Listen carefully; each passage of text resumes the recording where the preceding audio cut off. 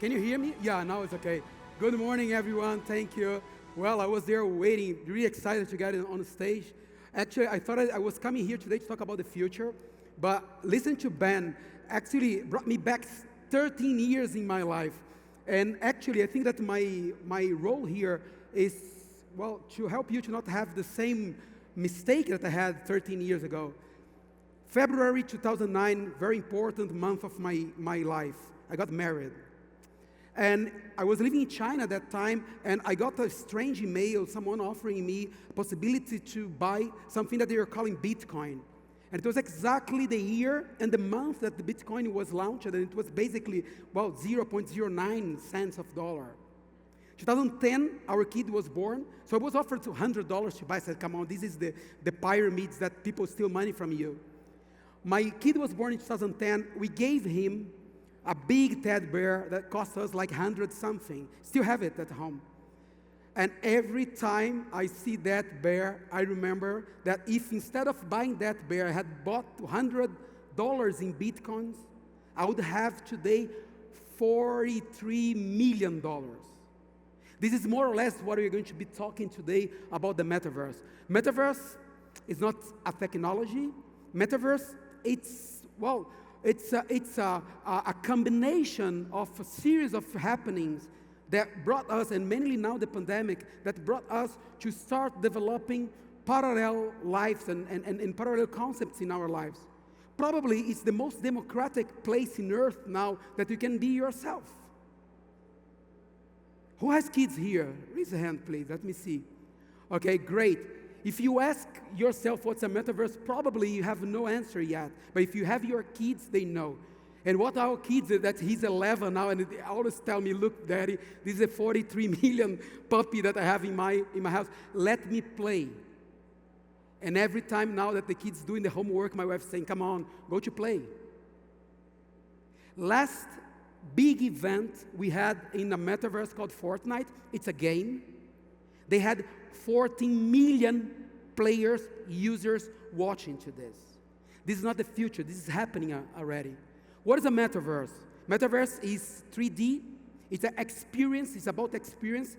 Metaverse is virtual reality. Yes, we are going to have a very fast dive on metaverse today, but it's also augmented reality.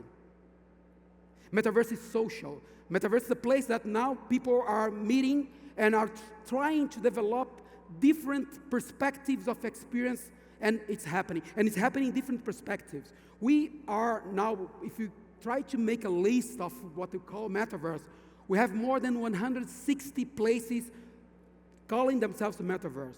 Can be, as I said, Fortnite, that's a game. Decentraland, we talked about Decentral and blockchain. It's a metaverse, it's a real estate metaverse. So we have different kinds. Digital twins. I come from background, smart cities. Well, we have now metaverse for digital twins. And we see 4 big trends on the metaverse that we would like to share with you today, and we're going to visit these trends. First, metaverse is about real estate. People, and some are calling them crazy people, are buying land in the metaverse.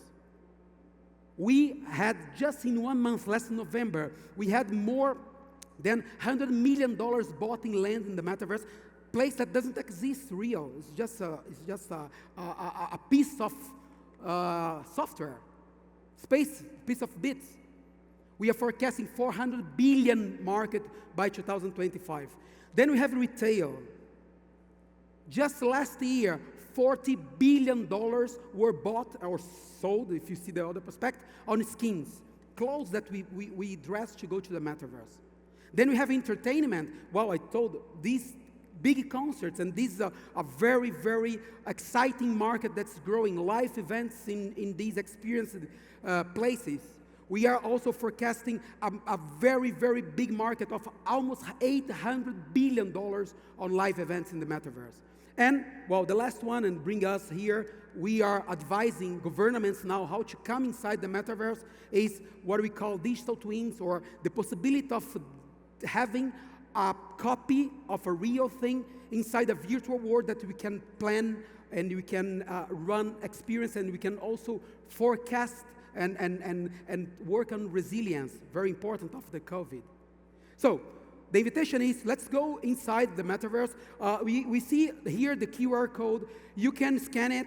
It will drive you to a YouTube video, so you can open the YouTube video in your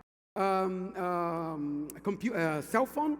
Put the cell phone in the Google Card box mode. You see the Googles there, and then we're going. Who doesn't have it? No problem. We're going to also show this experience here and on the stage. If someone is missing, I will leave this one here. It's sanitized. You can use this one. Just come here and take it, or maybe you can help me. So let's go inside the metaverse. I had this experience to have myself, my own avatar, to come inside the metaverse and to show some metaverse to you. The first metaverse we're going to see here, it's called Avakin Life. These guys, they have already more than 3 million people, mainly young people, inside their metaverse, and it's a metaverse, social metaverse. We are now in London, and you just dive inside the metaverse, you choose where to go, and all these guys that you are seeing here, they are real people playing. So you can just go talk to someone, and as in Facebook, we are just scanning for people and scanning for friendships, or you can also invite your friends to be in a metaverse with you. This is a lounge. It's a place that people are hanging out, and again, these are real people. This is not just a game. And what's happening now that we can start buying not only clothes, but also pets in the metaverse. We had last month a Gucci bag sold for $4,000. Fashion is becoming a second, or the digital fashion is becoming a second big business for these companies. They are developing the whole collection just for avatars, just for skins. And as in real life, you can go and get services inside the metaverse, so you can have your hair cut. And yes, your hair can grow. You can decide how you look like.